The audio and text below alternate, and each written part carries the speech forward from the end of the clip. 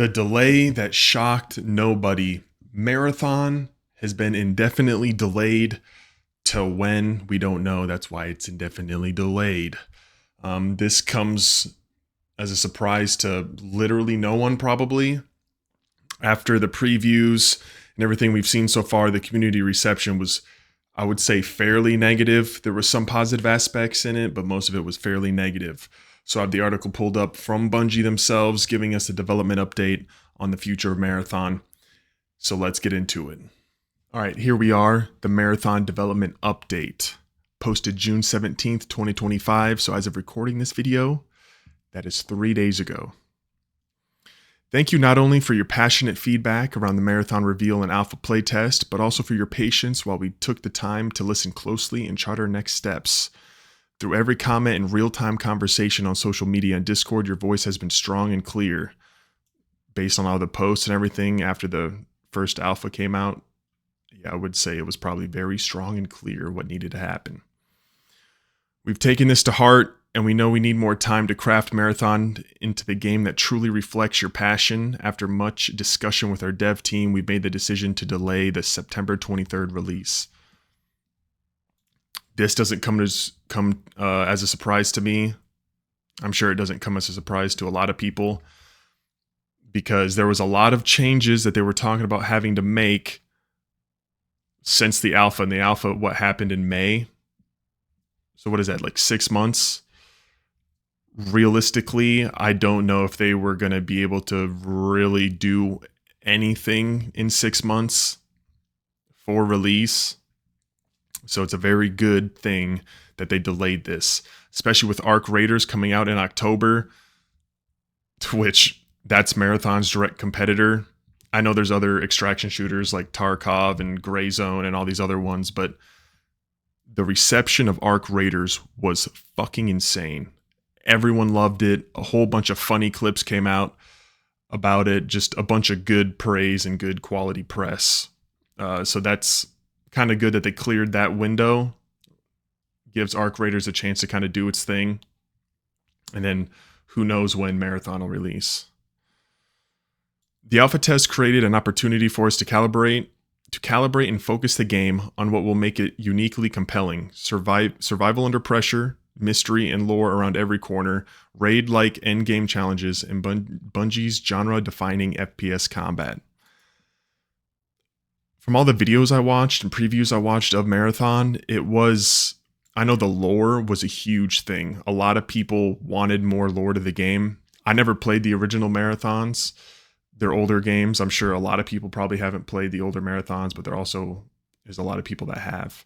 And apparently the lore is super interesting, and the fact that it was kind of lackluster here in the alpha was a big concern for a lot of people. So that's good that they're looking into adding more lore and things to really expand and bring life to the universe.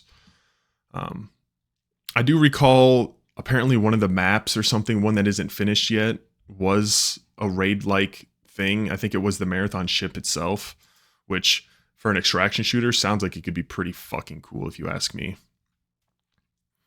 But we're using this time to empower the team to create the intense, high-stakes experience that a title like Marathon is built around. This means deepening the relationship between the developers and the game's most important voices, our players.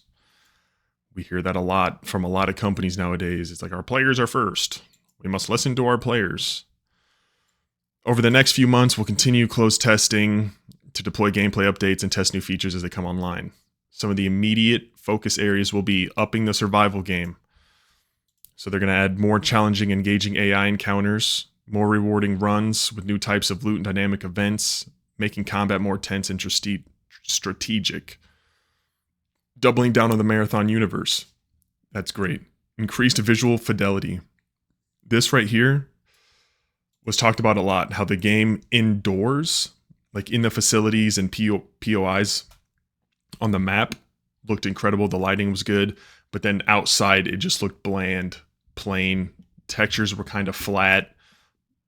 It didn't look very lively. And from the footage I saw, I agree with that overall sentiment. So increased visual fidelity is very good. More narrative and environmental storytelling to discover and interact with. Perfect. a darker tone that delivers on the themes of the original trilogy. Now, my thing is,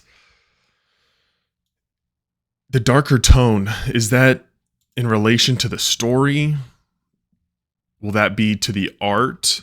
Because right now, the art style for Marathon currently doesn't give off a darker tone, if you know what I mean. So are they going to kind of play with the arts? I know they had the huge stolen art fiasco, which is pretty shit. So maybe this will get them to kind of change the art theme for Marathon. Adding more social experiences, a better player experience for solo duos, proximity chat so social stories can come to life. Hell yes. Why proximity chat wasn't in there immediately, I don't know. Some of the funniest moments of extraction shooters come out of proximity chat, especially memorable experiences as well. When you stumble upon a rando, a blueberry, and you just talk to him, end up teaming up, and then you guys do a run together. Stuff like that makes extraction shooters special and unique compared to other shooters. So it's good that they're adding proximity chat. The fact that it was overlooked in the first place is kind of like, what? I wonder, I do know that a lot of people were asking for a social hub, a place where you could see other, what are they called, runners? You could see other players' runners, interact with them, maybe team up, and then go out and do runs in the world. That would be cool. At the time, I think from all the interviews, they said there was no social hub. They weren't working on one. I could be wrong on that.